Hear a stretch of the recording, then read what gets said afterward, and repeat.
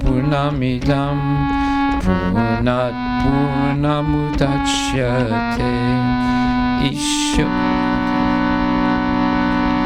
You have to do invocation mantra, first mantra. This is first, the one before this.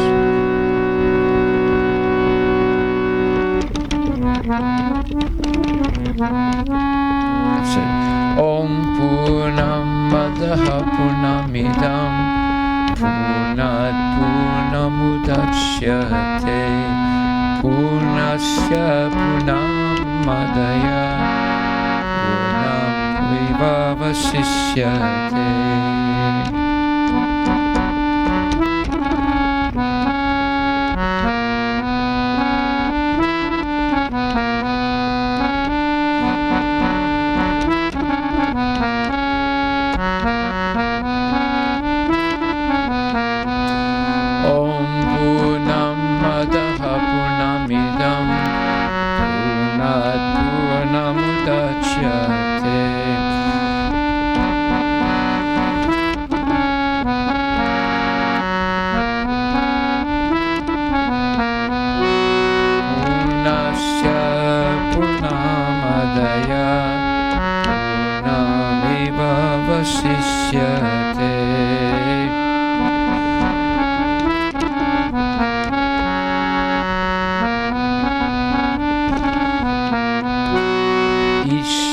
Vaishamidam sarvam. Put the next one. Isha Vaishamidam sarvam Jatkinja Jagatyam Jagat Tena Taktena Bunjitaha Magritaha Kashasvidhanam. Vaishamidam sarvam Jatkinja Jagatyam Jagat Tena Taktena Bunjitaha Magitaha Kashasvidhanam. Kurvanivaha karmani Chajiva chek chatam samaha Evam tvayi nanyate tosti Mahakarma lipyate nare.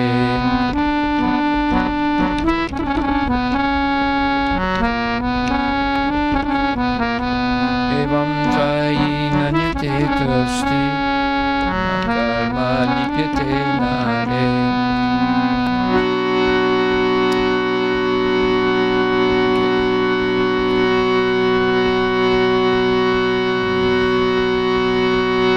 Asurya namate loka andena tamasavritaha.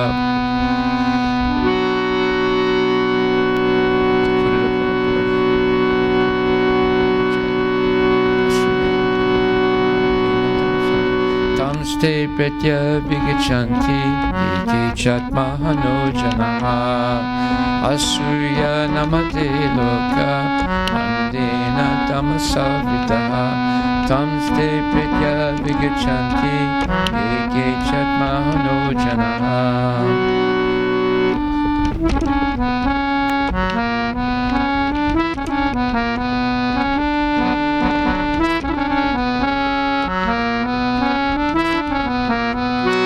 Anijadika manaso javiyo Nena ivamam pubam Satat davato jnanate tististat Tasmin apamata visvadadati.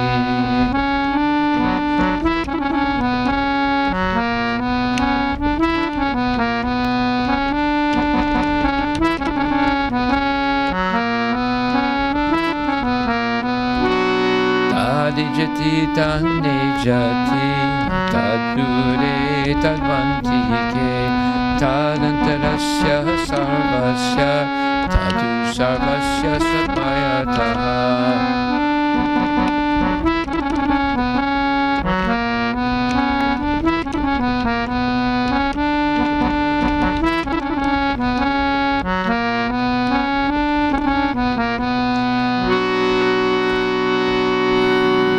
Yastu Sarvani Bhutani Atmani Evanupashyati Sarvabhutesu Chatmanam Tato na Vijagupsate.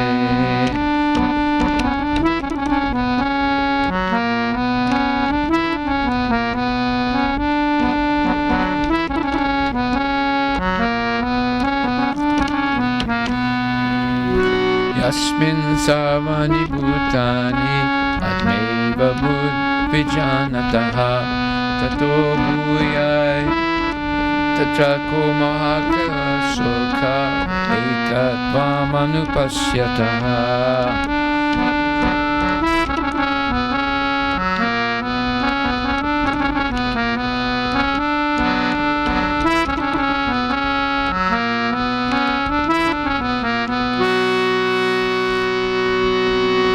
Gashchakamakayam avranam asnaviram sudamapapavidam kavir manisi paribhu swayambhu yatatat yutoritam vidadat chat yatatat vidam yadadat chatvatya samabhyaha.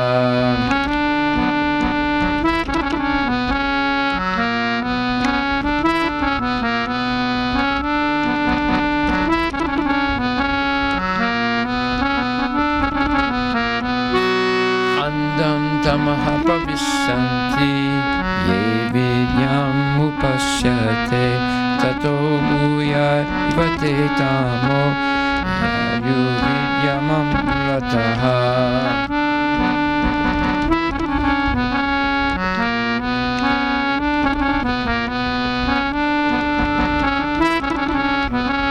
Yayu vidyamam rataha.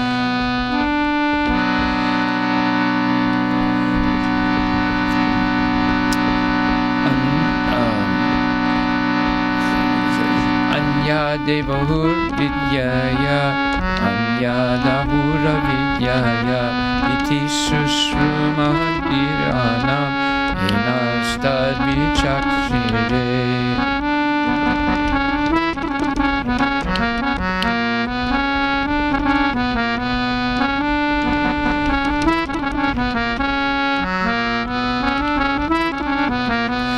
Vidyam cha yas Yastadvido vayam saha avidyaya miritam tirva vidyayam ritamasmute.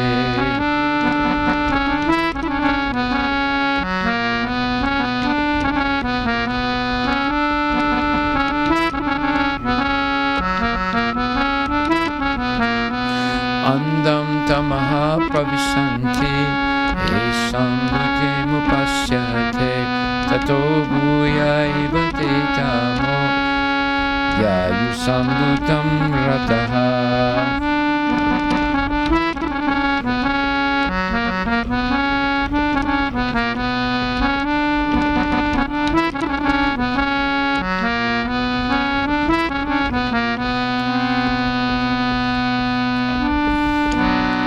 Anyad evahur sambhavat anyadahur sambhavat iti susrumahadirana yenastad vichakshire.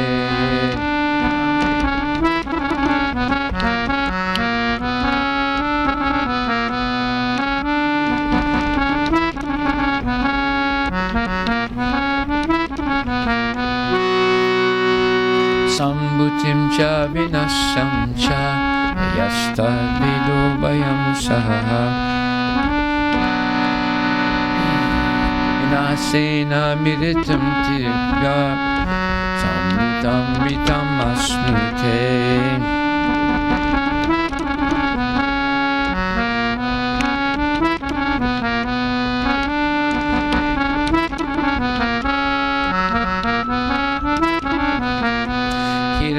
Tanmayena patrena satyasya vitam mukam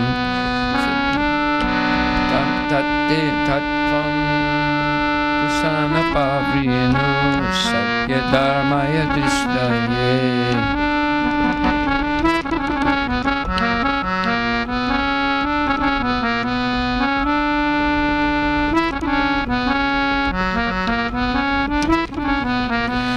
Pusaneka sayamasuya pajapatya vyuharasmin samaha tejaha tat tejo vyuharasmin samaha tejo yastad rupam kayanatamam pasyami yo sarvaso purushaha sohamasmi.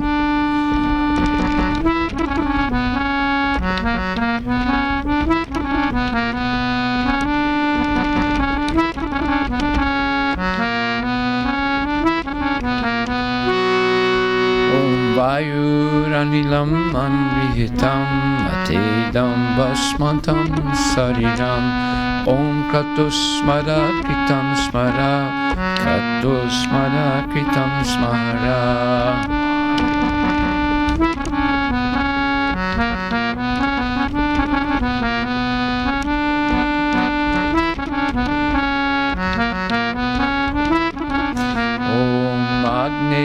Supataraye sman Vishwani deva vayuni midvan Yodasma juranameno Unistam tenama utim videma.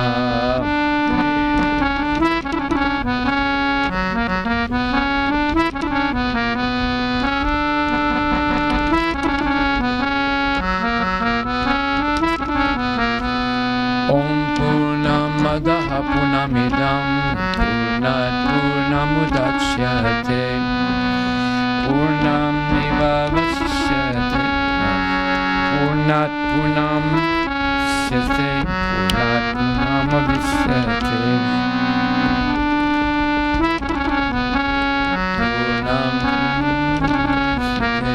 Purnasya Purnamadaya Purnameva Vasishyate. Isopanisad. I never sang it to that tune before. I usually recited Om Purnam Ada Purnam Idam Purnat Purnam Udachyate Purnasya Purnam Adaya Purnam Eva Vasishyate. It's the first time I ever used that tune, so I get all mixed up. But it's a nice tune, though. Okay, so today we're going to begin the Sri Isopanisad. This is the best of the best. It's the only Upanishad Srila Prabhupada translated because this Upanishad particularly defeats the Mayavad philosophy.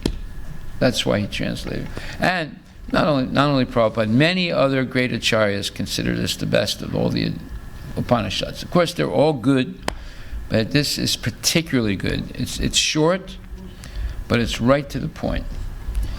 So we're going to begin with the introduction, which was a lecture by Srila Prabhupada on October 6, 1969 in Conway Hall, London.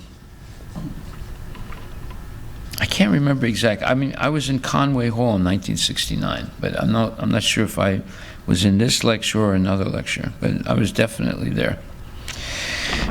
Okay, so we begin. Ladies and gentlemen, today's subject matter is the teachings of the Vedas. What are the Vedas? The Sanskrit verbal root of Veda can be interpreted variously, but the purport is finally one. Veda means knowledge. Any knowledge you accept is Veda, for the teachings of the Vedas are the original knowledge. Now, this is an important point. Let's say you're reading the Bible, and in the Bible it says that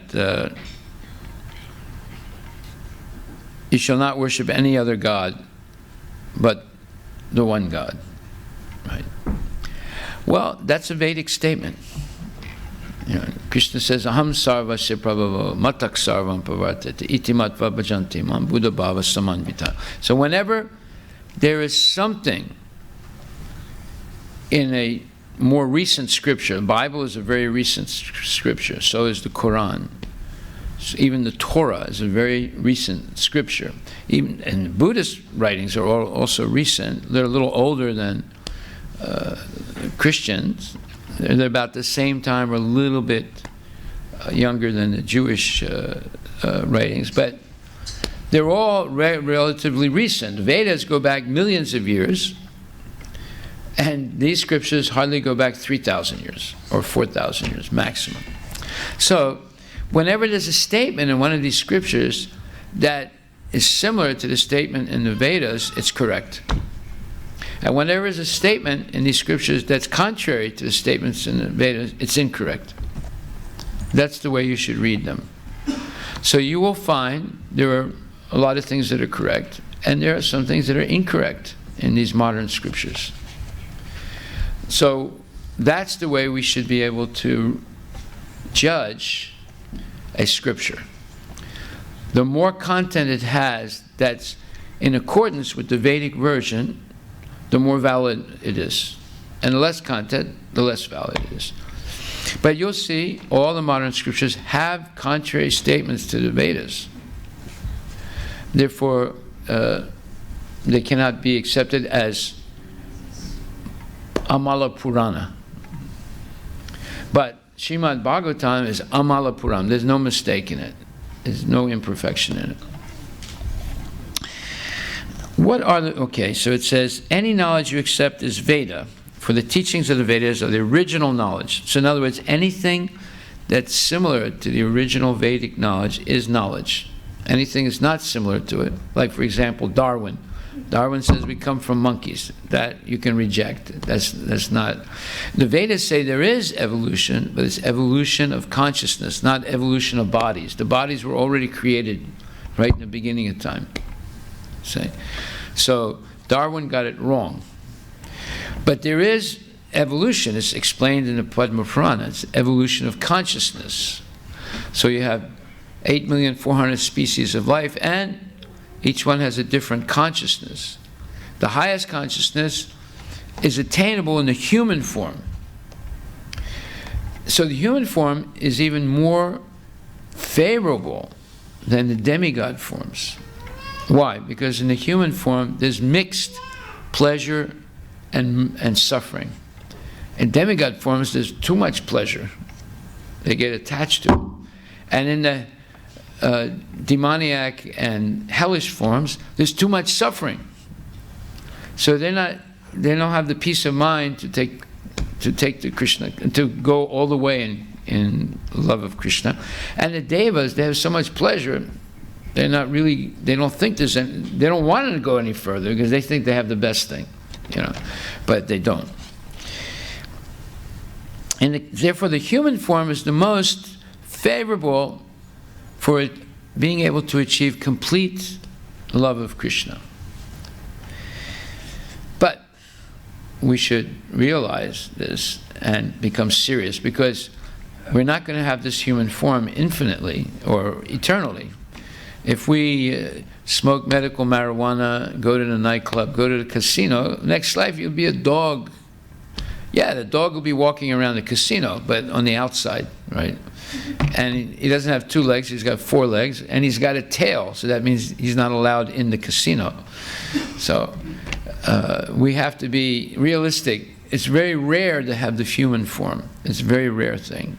Therefore, we should take advantage of it. Is the demigod form also part of the 8 million? Yes. The Vedic knowledge is not like limited to the earth. The Vedic knowledge is about the whole universe. So you will not find 8,400,000 species of living entities on the earth. But if you go all over the universe, you'll find them. See, the Vedas don't deal just with the earth. They deal with the moon, the galaxies, everything. So there's 3 planetary systems. There's the Devaloka, there's Martya, there's the middle planets where we're on, and then there's the hellish planets. So the Vedas deal with knowledge on all the planets. In the conditioned state, our knowledge is subjected to many deficiencies. The difference between a conditioned soul and a liberated soul is that the conditioned soul has 4 kinds of defects. Now this begins what's called epistemology. Epistemology is the science of how you know if something is true or not. Right? So this is going to, in this short chapter, introduction, Prabhupada explains a whole gamut of epistemology, essential epistemology, how you know if something is true or not. So, because we as human beings have 4 defects, we can never arrive at the absolute truth ourselves because of those 4 defects. So that eliminates all the scientists and all the philosophers since the beginning of time till now. They cannot speculate their way to the absolute truth. Impossible, because of the 4 defects. Now we're going to hear what those defects are. And every species, and especially human beings, have these 4 defects. The first defect is that he, or the living being, or the human being, must commit mistakes. For example, in our country, Mahatma Gandhi was considered to be a very great personality, but he committed many mistakes. Even at the last stage of his life, his assistant warned, Mahatma Gandhi, don't go to the New Delhi meeting. I have some friends and I have heard there is danger. But he did not hear. He persisted in going and was killed. Now, if you read the history of Mahatma Gandhi, when he was in Bombay, right before the New Delhi meeting, somebody tried to kill him, and they missed. Then he went to New Delhi, and he had another political meeting, and he was warned not to go to it. But he didn't listen. And this time they didn't miss him. They killed him. You see? So he made a mistake. Now, what is a mistake? A mistake is committed by imperfect hearing or imperfect seeing. For already our senses are imperfect, right? So sometimes we don't hear something correctly, and then we assume that what we heard is true, but we didn't hear it correctly. So does anyone have an example of that? I'll give you an example. Like, for example, there was this one Iranian boy, and he thought he knew English. So when he would speak, he'd say, 1 minute, please. And we'd say, what? 1 minute. So, 1 minute? What are you trying to say? 1 minute. You don't understand English? 1 minute. I said, wait a minute. I don't think you understand English. 1 minute. Minute is an adjective. It means something small. He said, no, 1 minute. I said, do you mean 1 minute? He said, oh, yes. You know.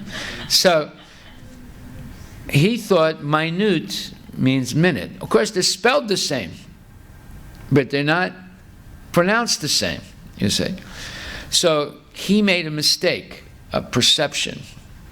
So, of course, nowadays, if you go on the internet, they have these dictionaries on the internet, and they have a vocal pronunciation of a word. You know, you click on it, it says minute, and they say it means very small. You know, and then they say minute. It means 1 minute in time, right? But he mixed them up. So he said 1 minute instead of 1 minute. So that's a mistake. It's a mistake. Mistakes are caused by imperfect perception, either through hearing or seeing. Just like if you see water in the distance on an asphalt road on a hot day, is there water in the distance? No. It's an optical illusion, right? It's due to refraction, you know. So, but your perception of it as being water is a mistake. Okay? Now keep that in mind, because now we're going to explain the difference between a mistake and an illusion. It's very important to understand the difference. Mahatma Gandhi, don't go to to the New Delhi meeting. I have some friends and I've heard there is danger. But he did not hear. He persisted in going and was killed. Even great personalities like Mahatma Gandhi, President Kennedy, there are so many of them, make mistakes. To err is human. In other words, to make mistakes is human. All human beings make mistakes because it's a fundamental defect. You make mistakes, Sanjay? No, I don't believe it.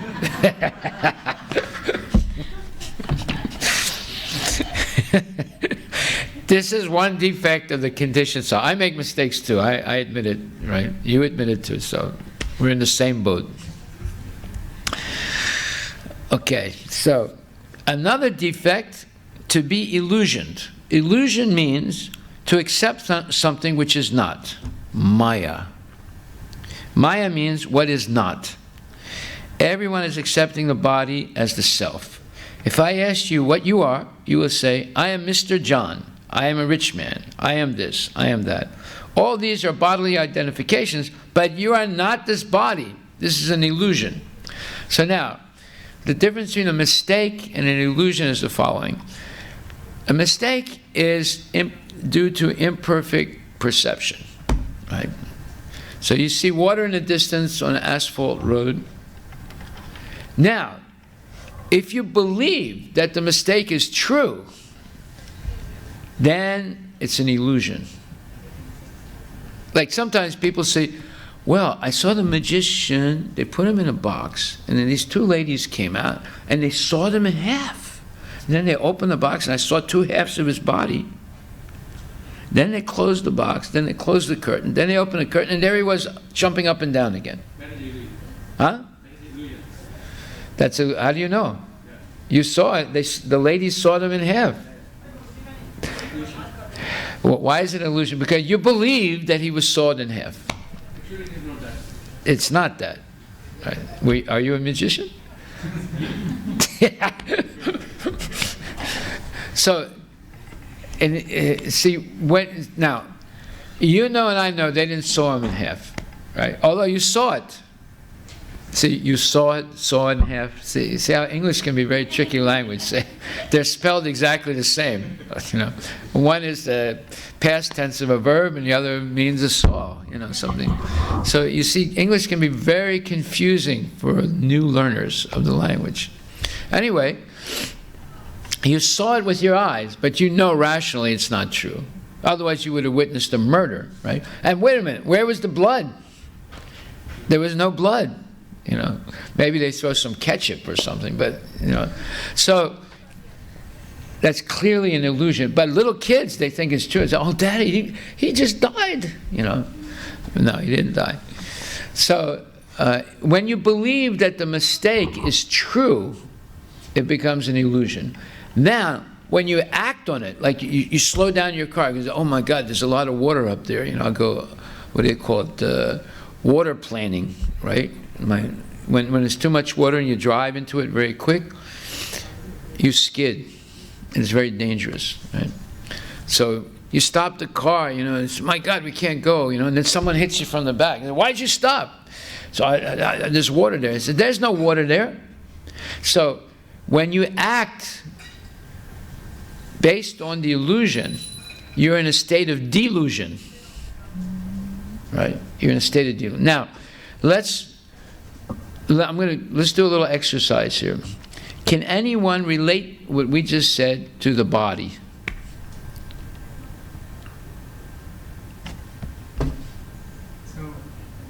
What's the mistake? What's the mistake? So eternally we are spirit soul, but we are all identifying the body. We think the body is true, and we are acting on Is the true you, right? The true you is the body, right? Okay. We are acting on the bodily platform. Yeah. So that's the mistake. What's the illusion? Illusion is believing that I am the body is true. Yes. And what's delusion? Delusion is acting on the bodily platform. Right. Yeah. You know, you think the goal of life is to please this body. You know, you have eyes, you have ears, you have nose. You know, you have senses, you have skin. So you just work for pleasing the body. You know, you get one of those adjustable beds. You know, and then you get a special little type of pillow, and then you get an air conditioner, and then you have the big screen television in the bedroom, and then you eat in bed, you know, and then you get a bedpan also, so you can pass stool in the bed. You don't even have to leave the bed, you know. All these things are based on Recently, they developed earthquake-proof beds. earthquake-proof beds, so you don't have to fall out of the You bed. are sleeping, Yeah. there is an earthquake, the bed drops down, and there is a cover, metal cover on the top side. Wow, how much is that? That must be expensive. Huh? He's going to buy that? Well, you see, when you act on the assumption that I am the body, you're acting in a state of delusional state, right? And people can go through their whole life like that, and they do. They do, right?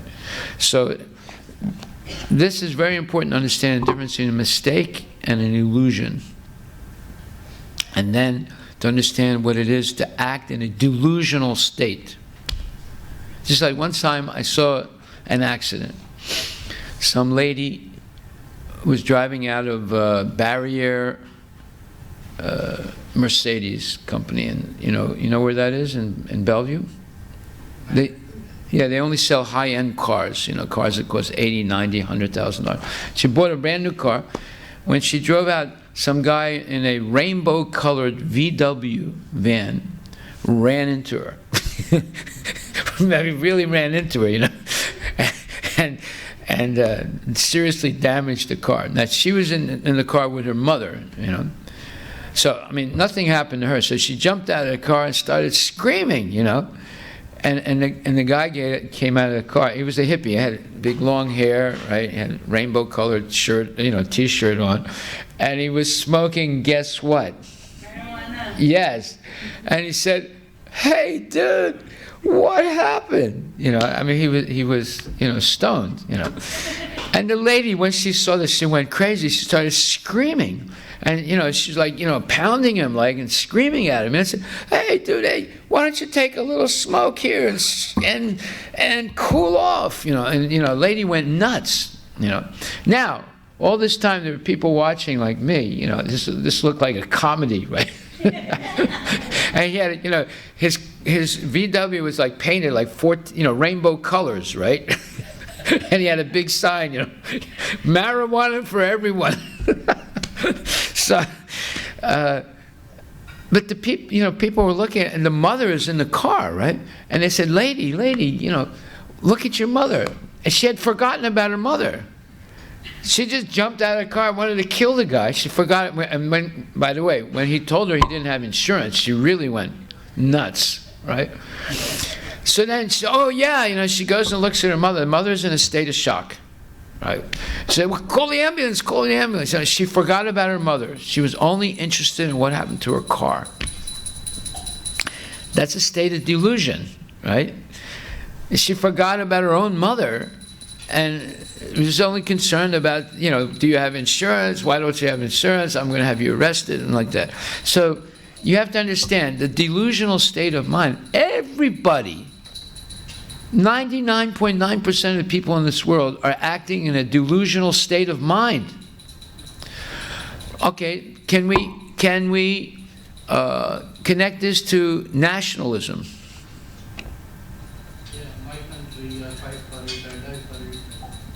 Yeah, people say, you know, Bande Mataram, right? They sing Bande. Of course, the Muslims laugh. You know, say, "This is nonsense. We don't care about Bande Mataram. You know, there's no Bande Mataram."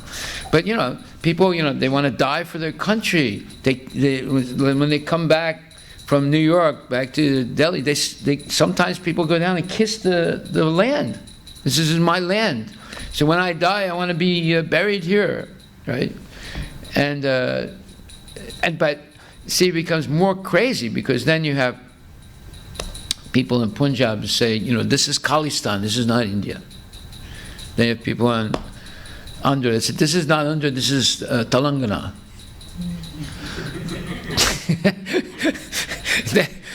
Prabhupada said, in Kali Yuga, this age that we're living in, things will get so bad that each house will have a different flag, different army, and different money.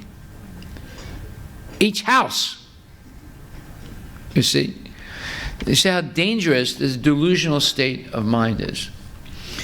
Okay, so now it says, another defect to be illusion. Illusion means to accept something which is not, Maya. Maya means what is not. Everyone is accepting the body as the self. If I ask you, who are you? You will say, I am Mr. John, I am a rich man, I am this, I am that. All these are bodily identifications, but you are not this body. This is illusion. So Maya, Ma means that, Ya, which is not. Maya is something that was never true at any time, and you accept it as being true. In other words, it's not that it was true at one time, and then now it's not true. It was never true, but yet we accept it as being true. That's called Maya. Like, I am this body. At no time was that true. There's no time in the history of your life, or any life you've had, that you are this body. Because every body you've had has changed dramatically all the time. Maya is also power of God. Just let's focus on what's being said here. The meaning of Maya with two long A's. They're too long. Maya. There's also Maya. Short A, long A. That means something else. And there's Maya. Long A first, short A. That means something else. We're talking about two long A's. Maya.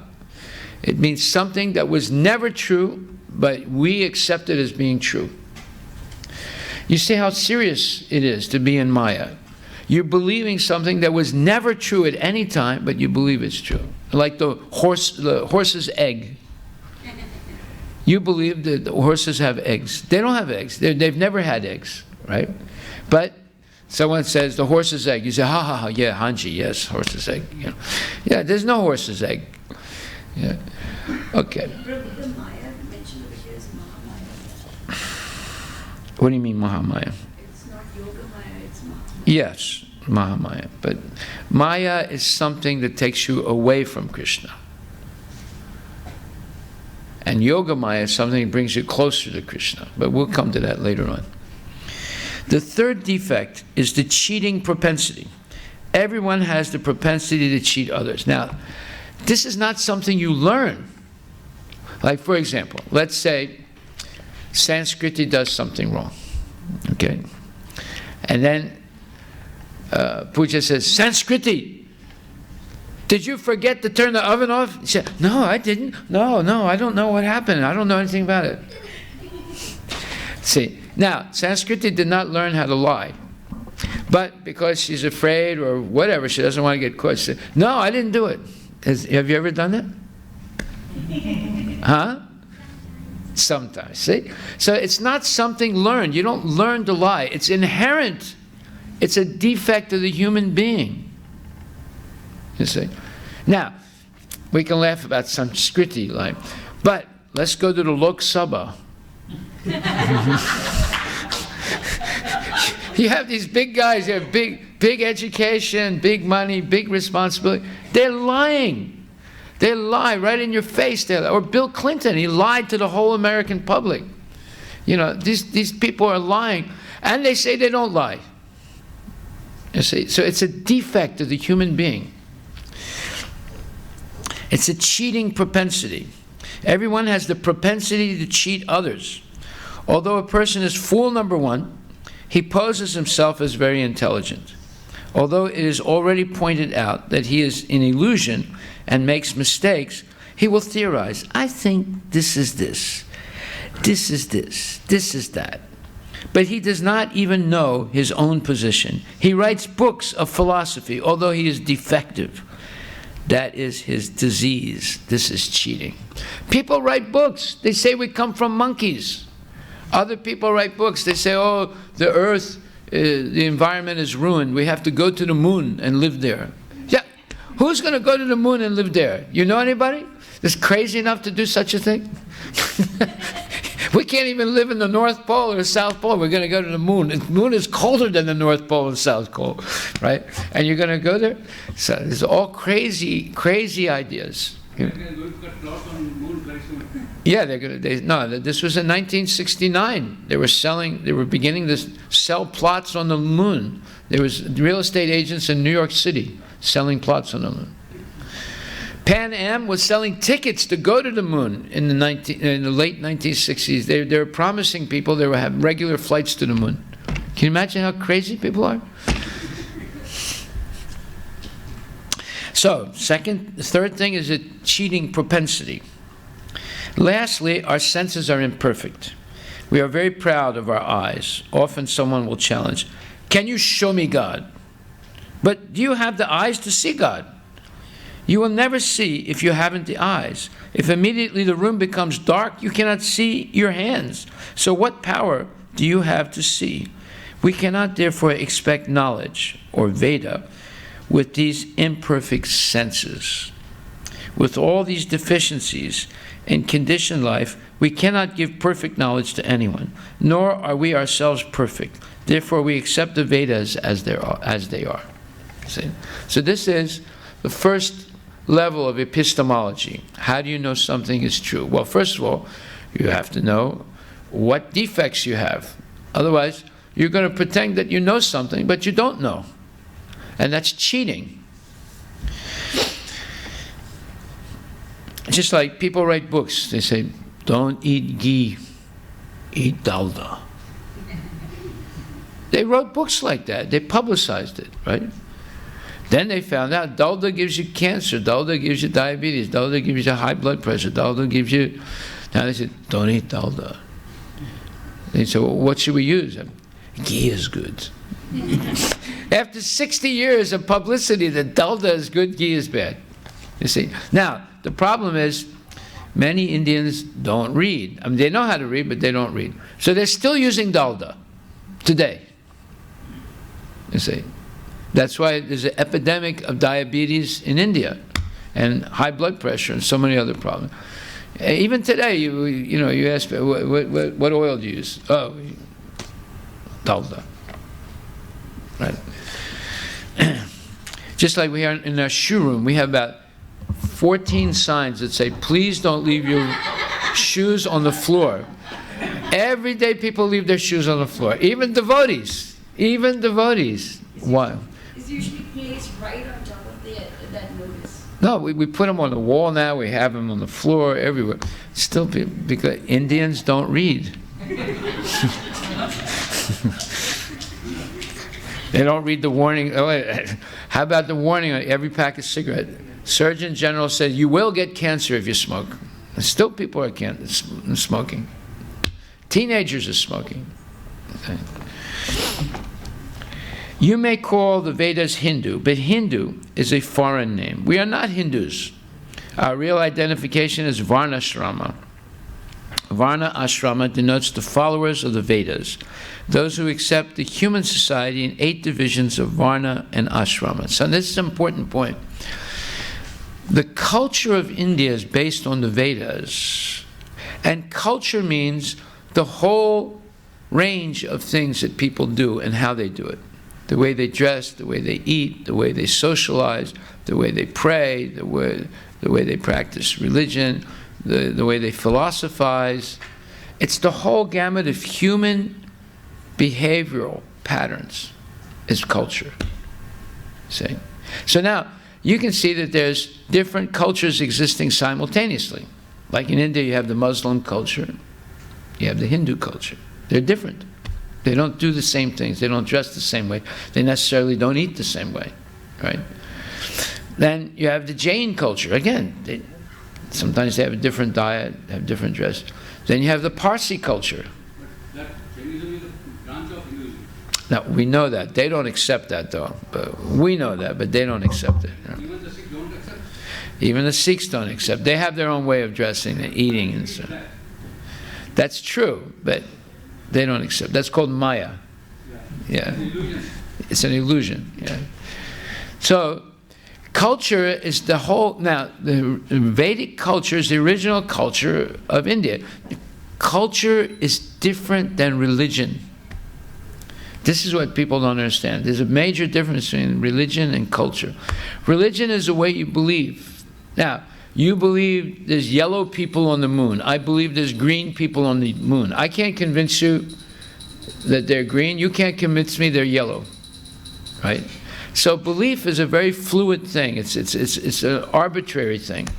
People believe all kinds of things. Just like there's this one group, the Brahma Kumaris. They thought the world was coming to an end in 2012, December. They believe in Shiva.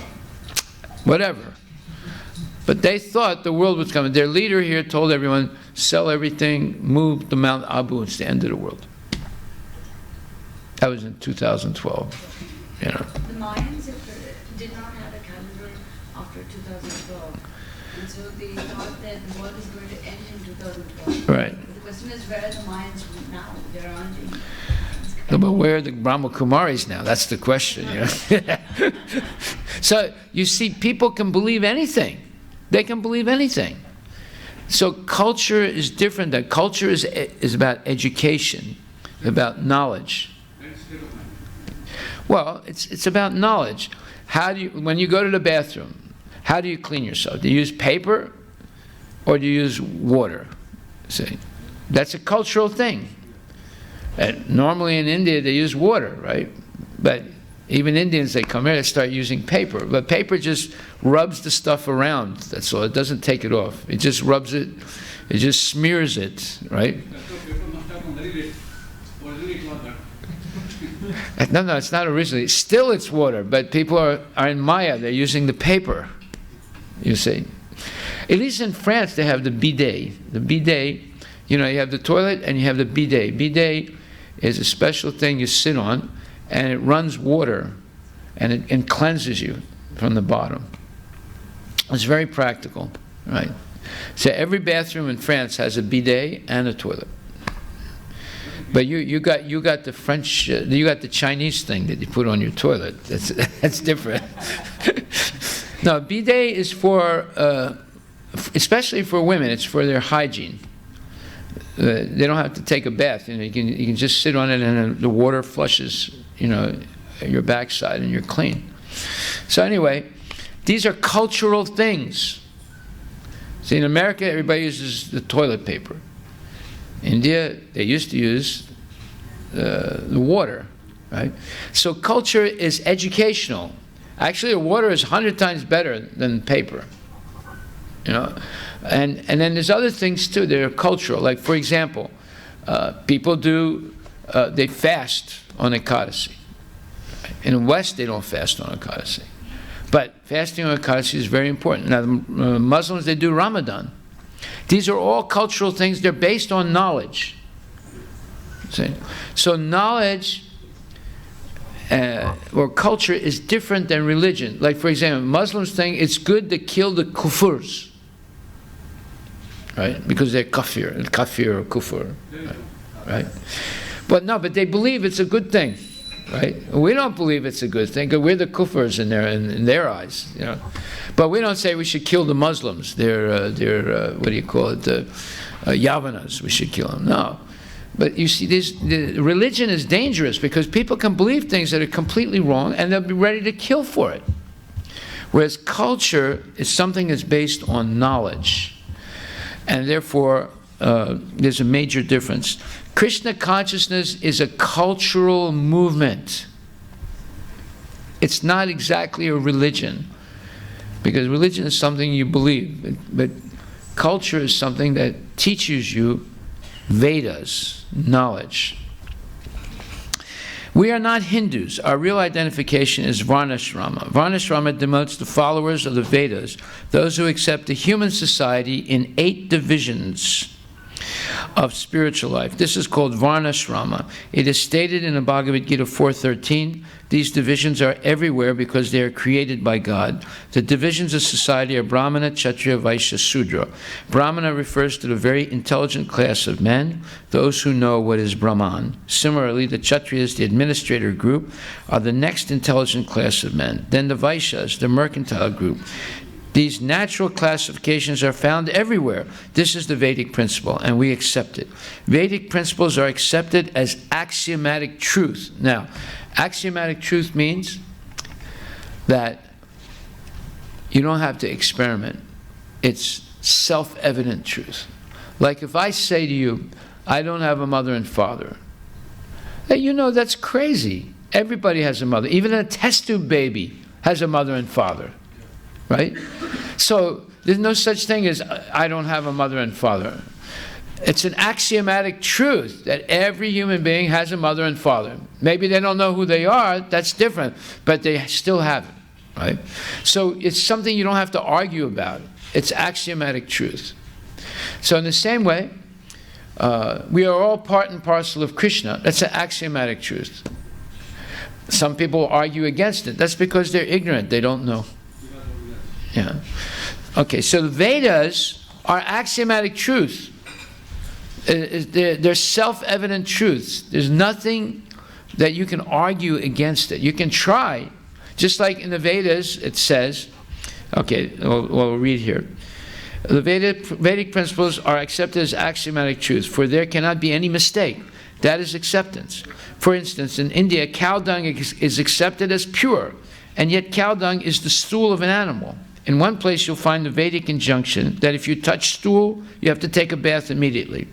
But in another place, it is said that the stool of a cow is pure.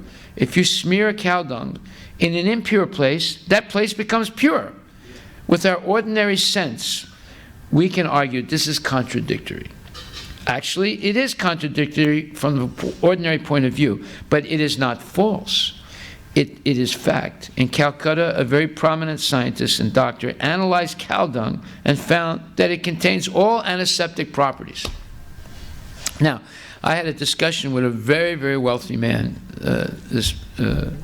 2 days ago. And he told me what he's doing now. He said, I have been in with NASA and scientists in NASA, and they're doing all these advanced technological experiments. And all I do is I go and find out what they're doing. See, they're not businessmen. They don't know how to take their idea or their research and turn it into money. That's what I do. So I see what they do, and I catch a good idea, and then I start a business. I said, okay, but you're losing time. He said, why? What do you mean I'm losing time? These are the top scientists. I said, no. They should begin with the axiomatic truths of the Vedas and experiment simply to verify if it's true. That way you save a lot of time. He said, you're right.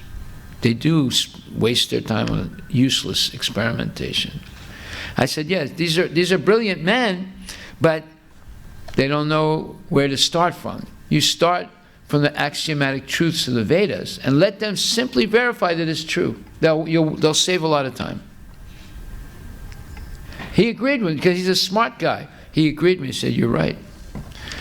I said, yeah, you should come to Isopanisad class. I said, I don't know, maybe I'll come, yeah. They never have any time.